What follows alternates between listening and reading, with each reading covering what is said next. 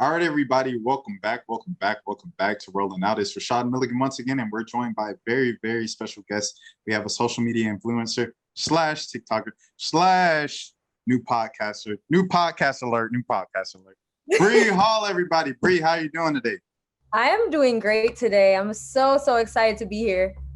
Oh, no. Pleasure is ours. The pleasure is ours. First question, I guess.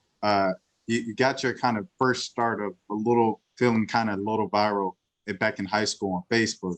I guess just going back to that time period, what started you on Facebook? Like, what was it that really kind of got you into the entire social media world?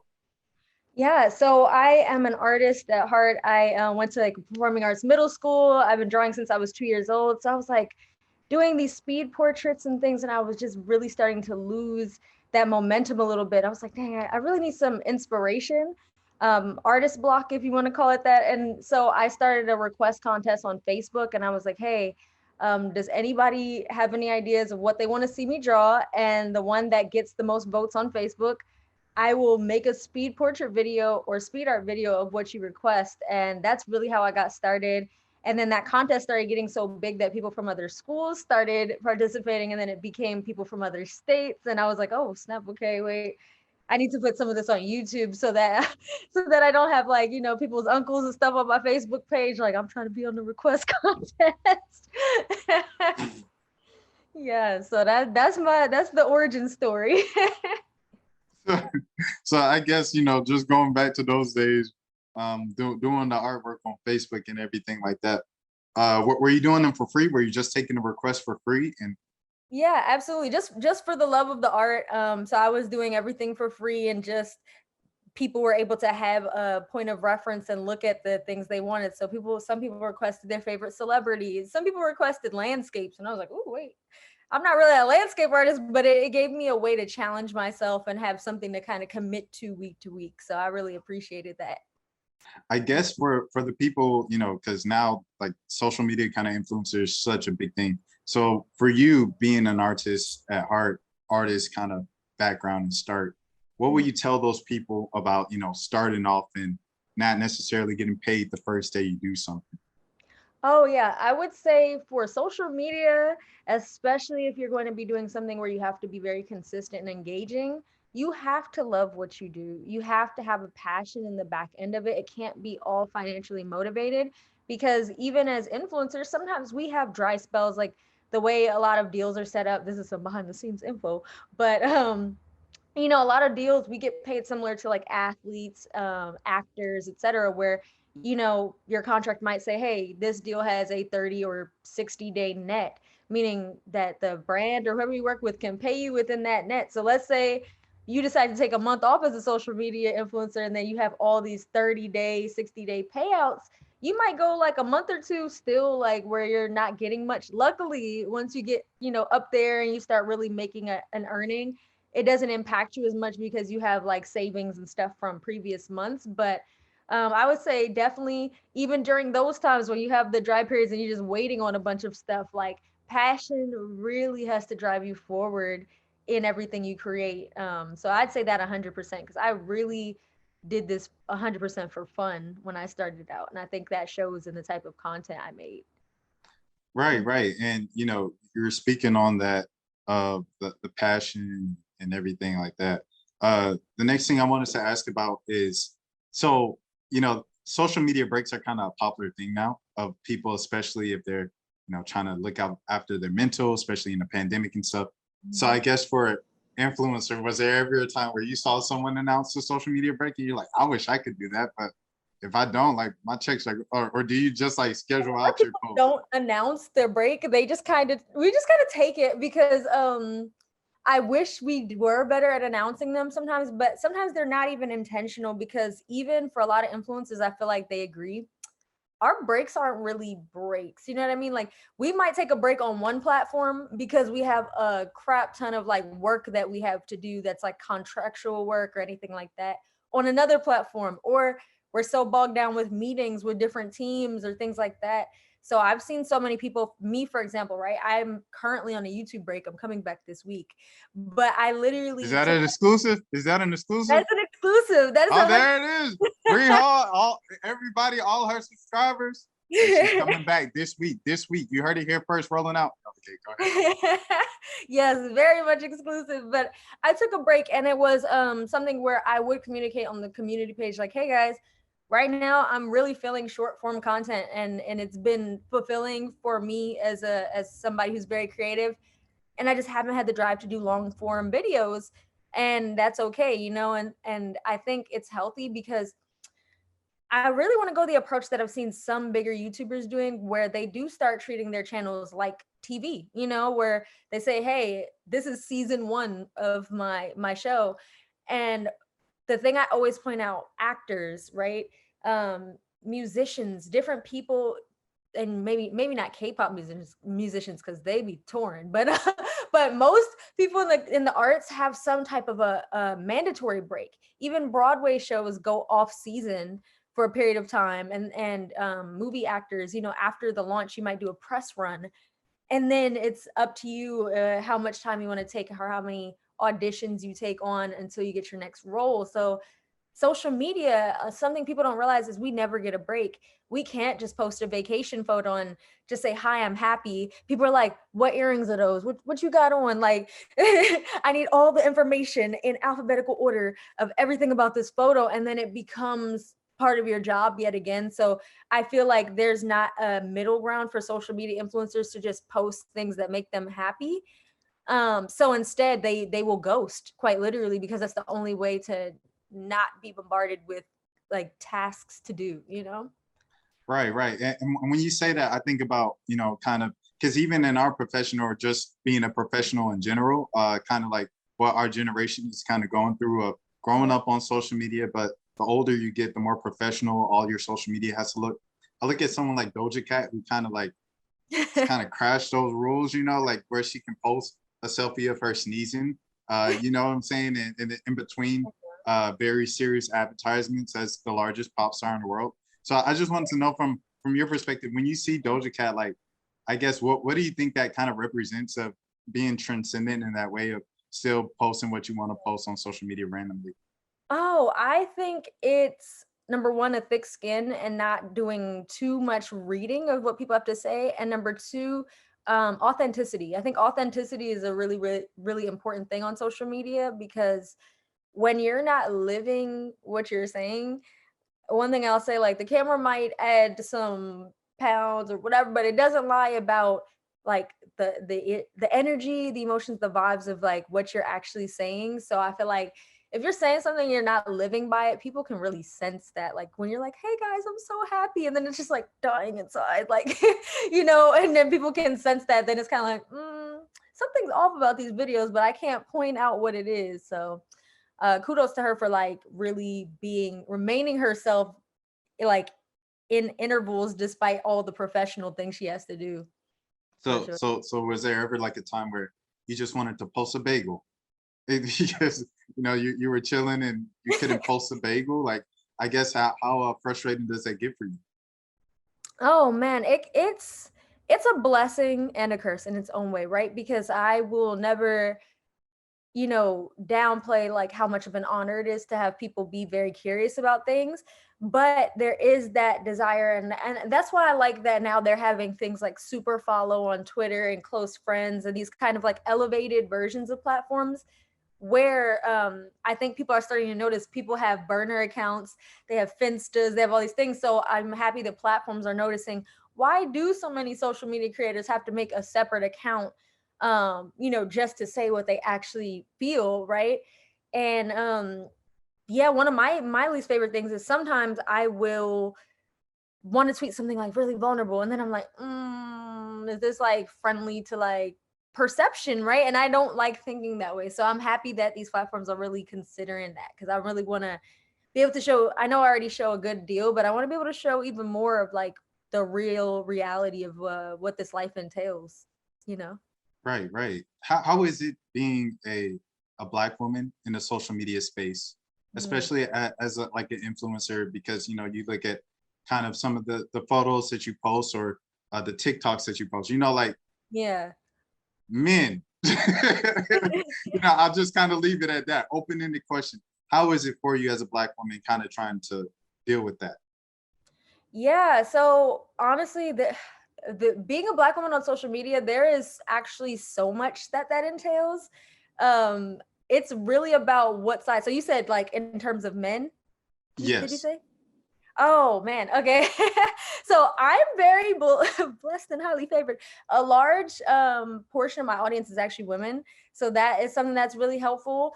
And then a lot of the men are that do follow my platforms are pretty in touch. I wouldn't say all, but a lot of them are pretty in touch with like women's issues and media and things like that. So I feel like I'm extremely, extremely blessed to have cultivated an audience that's actually really understanding to some degree.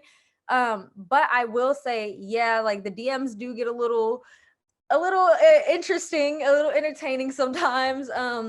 You know, occasionally, every once in a while, like I'll see something where somebody really, really shoots their shot in a way that's like, oh, you have memes, you have a whole storyline here. Like, oh, I can tell you one story. Actually, there was one DM that I saw a while ago where the person was just posting like pictures of furniture in their DMs in my DMs and stuff like that, and I was like, "What is this?" And they were like, "Don't mind me, just preparing to get comfortable to move into your heart and your DMs." And I'm like, "This is creative. I'm not even gonna lie." That was really, really creative. So I mean, it's not all bad. Like sometimes you get a laugh or a chuckle every once in a while. Right, right, right. No, no, for sure, for sure. But saying kind of along the lines of romance a little bit. There's a couple other things that I wanted to touch on, but like is every answer brings up another curious thing of mine. Oh, So saying along the romance thing, being kind of a part of a larger community, of mhm. another minority community, just how important is that to you to make sure that you continue to represent for all the minority groups that you're a part of?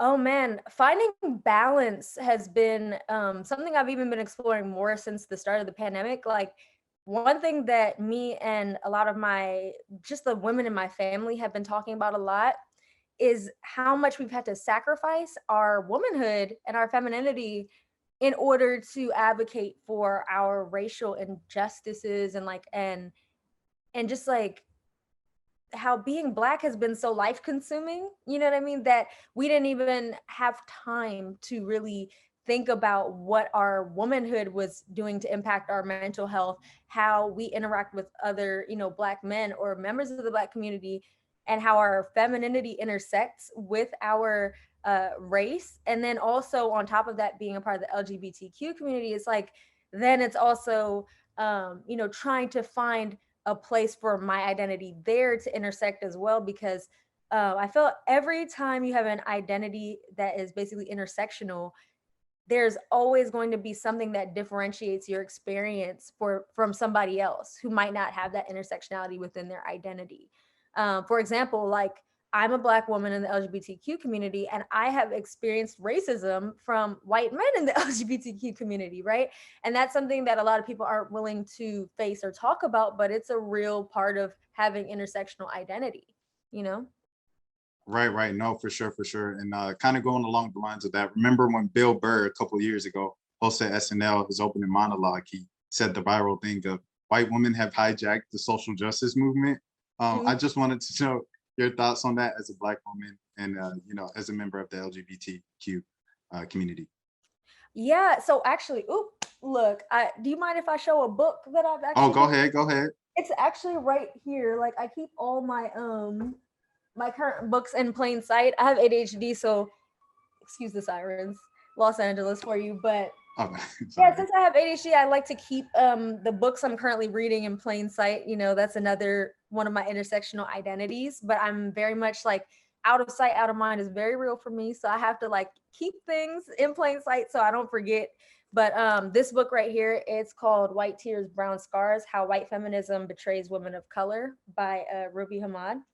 And this book really, really like page by page, just jaw dropping, glued to this book, honestly. And it speaks about exactly what we were talking about movements and hijacking. One thing in particular that I feel a lot of Black and Indigenous women of color know is that there's a chapter in here called "White Women Are the Only Damsels in Distress" or whatever. So like, that has been a big part of Black femininity as well is I as a Black woman have not been able to use my femininity to oppress any other group or in any way. And I feel like intersectional identities can also garner privilege. A lot of people don't talk about that either, right? Where, for example, like I gave the example of Black women and our femininity doesn't really help us a lot, in terms of like power in the societal structure, right? We can't call the police on people, and you know what I'm saying, we can't really carrying it up like that. But yeah, I think that's a big historical fact as well. Even if you look at voting rights, if you look at these movements through history, even the natural hair movement to some degree, right, was started by Black women. And then we started seeing like much looser, like wavy textures and things becoming the forefront of the natural hair movement, to the part where like sometimes these movements are so overrun that people forget Black women started them in the first place. Say that again. Say that last part again. I said sometimes these movements are so overrun that people forget that Black women started them in the first place. You better say that. You better say that. But the question I wanted to ask you, this is way off base of like everything that we've been doing, but I just wanted to know about, with the Black community and Asian culture, because there's such a large kind of following with anime and K-pop and all of that and cosplay. I just wanted to know, I guess, where do you think that kind of stems from, of like, the Black community so specifically drawn towards that culture so heavily? Oh yeah. So I would say in high school, as somebody who had a lot of friends who were really heavy in anime, I didn't okay, so fun fact, I grew up in a predominantly Black community, but I didn't even realize that what I was watching was anime because there wasn't a ton of education about it back then. Like I did grow up watching, the Dragon Ball Z, the Naruto, like all the good, Sunday Saturday, shows I would watch all the time, but I didn't realize until I got a little bit older, like, oh snap, I was already like, I've been hip. And granted, I didn't have the privilege of, having access to some of the more rare, unique sites where you could get all the real cool stuff, but to some degree, I feel like it provides a sense of escapism. And also there's just so much to learn from anime, like about life. I'll watch a couple episodes. Like I just finished watching Demon Slayer, and I was like, man, I'm every episode I was like, wow, write that down, like this is some like so that I'm taking to my meeting next week. And I feel as young black kids, we often felt not super empowered growing up in our upbringing, in our community all the time. It came in waves. You might have like a career day or something, but it wasn't a constant, right? So I feel like anime provided a form of empowerment, a form of wisdom, and a form of also just entertainment and escapism that really did help the mental health of a lot of young black kids, myself included. Yeah. How do you feel about the alt black movement just in general?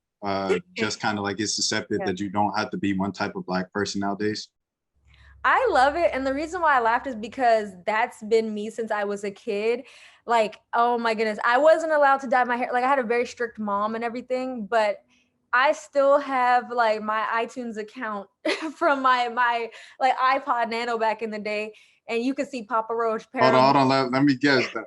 I'm not going. Well, no.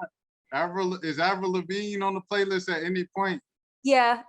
Or is that too American? Or am I way off base? But I was thinking about the Avril Lavigne and because emo was a thing, a huge thing back then. But I'm gonna let you go. I'm gonna let you go.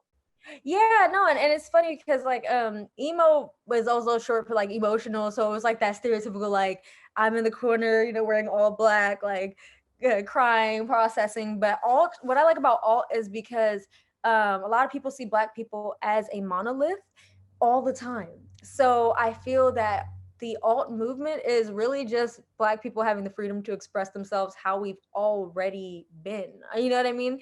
I've already been interested in so many genres of music. I literally, if you look at, my old art videos on Facebook, I drew a portrait of Hayley Williams, the lead singer of Paramore. Like I bought all the Paramore albums. Like, you know what I mean? Like but at the same time, I was also, heavily invested in Beyonce and Aaliyah. And, so I had a quite eclectic musical palette. I was listening to like reggaeton. I was listening to, as a Jamaican American, I was listening to like lots of reggae and dancehall. So I feel like, having that diverse palette uh, made me unique at the time, but there's a lot of people that can relate to that.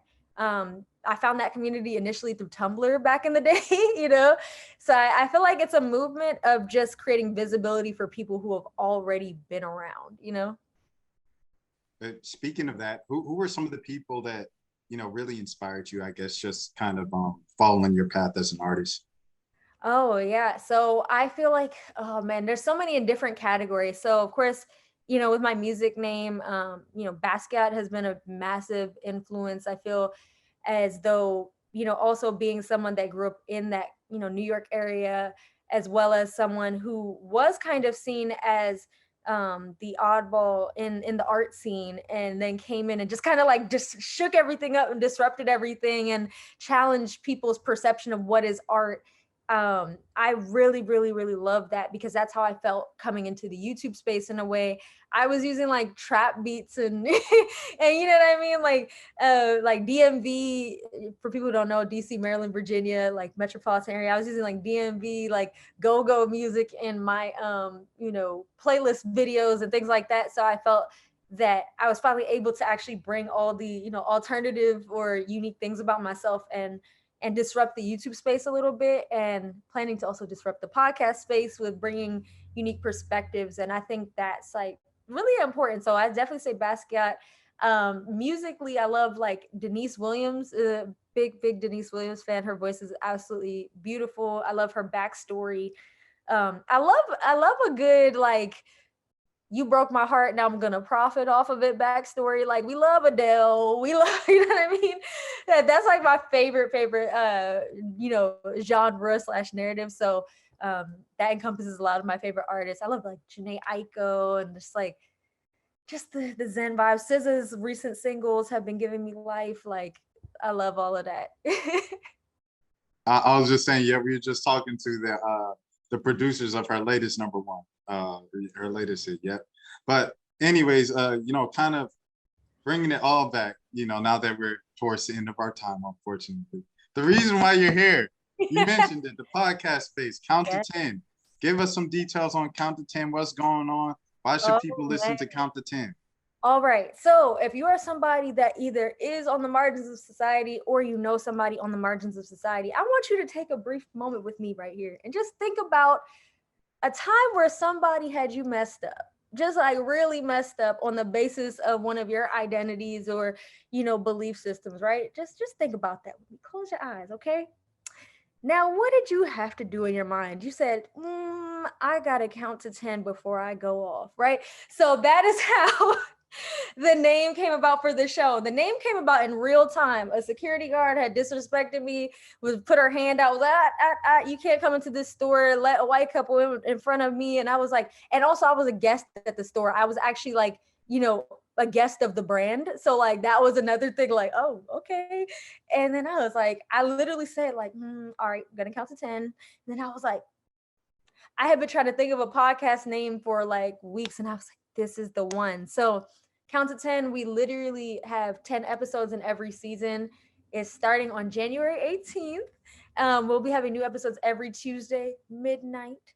And basically, we'll be talking about different marginalized identities. A lot of our guests are business owners. And I do ask the hard hitting questions, y'all. I'm like, what was your biggest obstacle in, white corporate America starting a business as a Black woman? Like, I ask these types of questions, and people, since it is free form, we give very real, honest answers on there. So you can expect very unfiltered opinions, thoughts, and beliefs. We talk about everything from witch talk and the occult. We talk about Black women's hair and women's rights, as far as like the Crown Act, and Black hairstyles in the office place. We talk about spirituality. We have an episode about biphobia. And it just, there's a mass encompassing. We have an episode about adaptive wear for disabilities. We have an episode about invisible disabilities with me as somebody who has ADHD. So people can expect a range of topics where we're we're cracking jokes, we're venting, we're sharing advice, and I think it's going to be a really nice break from society and the world for people to just tune in and listen. Side note, what is biphobia? Ooh, yeah. Okay. So biphobia is basically the misunderstanding, misrepresentation, or assumed negative notions about bisexuality. So it's the belief that bisexuality quite literally doesn't exist. It's the lack of it, representation of it in the media. We might see a character that has you know, a sexual curiosity in a TV show or movie, but they won't outwardly ever call them bisexual. This is only happening as of recently. So any misconceptions, the misconception that bisexual people are more promiscuous, or that, I saw something on TikTok recently actually where they said when a man says he's bisexual, people don't believe him and they assume he's gay. When a woman says she's bisexual, people don't believe her and they assume that she's straight and is only doing it for males' attention. And they said in both situations, society assumes that people like men and men are like the central thing about it. And I was like, hey, oh, wait, this is there. They hit the nail on the head with this one. So very excited about that episode. My guest Jen, she actually wrote a book called The Greedy Bisexual, and it was like notes and essays about her coming into her sexuality and like all the misconceptions, really juicy stories, like all that good stuff too. So I'm excited. Well, I actually I really appreciate that because I never heard of biphobia, so I was like, Yeah. biphobia. All right, anyways, And it but exists count to within 10. society too, which is like the thing, like that term is so underused, which I'm excited that Right, now right. I'm hoping for people to like use it more in society, and for people like to catch it, because once I started studying it too, I visibly started seeing it everywhere. I'm like, oh my goodness.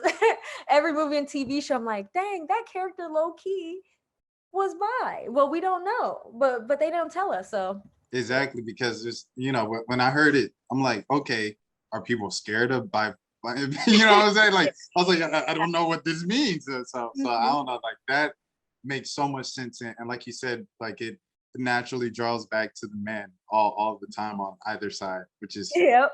crazy. Like the misogyny that's like drilled into us, like it's Oh my crazy. It's God. crazy. Unlearning internalized misogyny has been a multi-year process, and I always find something new. And I'm like literally taking books like this. I'm like, dang it, slamming the book down, like another thing to unpack, like every week. But before we wrap though, I do want to ask you about just I guess on that note of people learning something like that. Like, real time example of me just learning. So how do you feel about I guess canceling? I know that's so overused. Is Mhm. probably the most overused word of 2021 and headed into 2022. But just how do you feel about the idea of canceling? I feel like cancel. Okay, so we need to end canceling and get back to boycotting. You know what I'm saying? Because I feel like boycotting was more effective because it's like, hey, I simply won't use this until I see a change, right? You might like if you look at the civil rights movement, the bus boycott, we're not saying we're never using buses again. We're just not participating in this industry until we see a fair change. And I feel like with canceling, it's often very performative, right?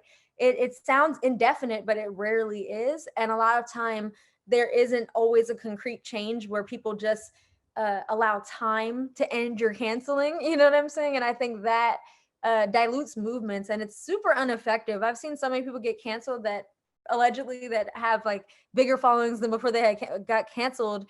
And there was never really any like they'll make an apology video, the notorious like notes app apology, then YouTube The like the note the note screenshot. yeah, and then on YouTube it's like it's a formula, Oh yeah, you got to do it for at least 8 minutes. Get your ads. You got to get the ads in. gotta get the ads and Guys, I'm sorry. I'll never, you and don't you wear don't any mention what makeup. you actually did until 8 minutes in. Yep, and then they don't wear any makeup. If they're a makeup guru, that this is the first time on their channel, they do a whole video with no makeup, and then they sit on the floor. You can't sit in a chair because a chair feels like I'm still thinking too highly of myself and I'm canceled right now. So they sit on the floor in like some sunlit room and like cry for like 3 minutes of the 8 minutes. And I'm just like, so they're like sometimes something about canceling when we force people to make these apologies. I don't like the idea of forcing people to do anything, right? I want people to show us. And that's why I like boycotts and stuff like that, because when you boycott, you're not really you can say your list of demands, but it's not something that's like a, well, maybe people might disagree with that, but I feel like personally that with canceling, it has created a formula for basically quieting the masses until they shut up. You know what I'm saying? Like, let me wait till they shut up, and then I will resume. Like when the coast is clear, I'm just gonna come back and resume everything, right? Whereas I feel like with boycotting, it demands a real change, especially in these really serious situations. Um, and I think that's fundamentally different than just waiting it out. So yeah, No, no, no, for I don't sure, for really sure. mess with cancel culture at that because it's not effective in my opinion. Hey, that's how you drop the mic. I was like, oh, okay, all right. Got the one little punch in before the round ended there. But but if you guys enjoyed any part of this conversation, you can get this and with times up billion because it's our own platform on Count to 10. Where can people stream Count to 10? Where can they listen to it or even watch it if video is an option now? So for this season, we're just doing audio. We're keeping it something that you can listen to in the shower, on your drive, while you're doing the dishes. But you can get it on Apple, you can on Spotify, Amazon Music. I think like Stitcher, all the major like distributing platforms. Hopefully, though, if y'all love the podcast enough, I would love to bring it to a video platform. We're already getting started on season 2 now, so like y'all got to tune in. Let us know how you feel, and I'm Uh-oh, uh-oh. excited. You know, that's another exclusive, but Uh-oh, all right, hey, season 2 is being worked on right now. Bri Hall is returning to YouTube this week. Bri, I wanted to ask you for the people to follow you on all your social medias. Can you name all your social medias right now where they can follow you right now? All right, I got you. So on Instagram, it's at Bri Hall Official. Had to put the official in before I was verified a couple years ago because people be stealing, but it's okay. So it's at Bri Hall Official for Instagram and Twitter. On TikTok, it's I am Bri Hall, and on YouTube, it's just Bri Hall, and it's spelled BRI space HALL hallway, like but no way. People have spelled my last name wrong before, and it's a word, so I'm just like they spelled it HAUL, and I said not like a U-Haul, but okay. Bri Hall, Bri Hall, everybody. How? Yeah. But Bri, we appreciate it so much. Thank you. Stop by anytime you need. Have your people reach out. Blah blah blah. We got you. You're here. You're good people with me. Good conversation. Easy phone. Until next time, everybody. Rashad Milligan rolling out. Take care of yourselves. Stay safe. Stay healthy.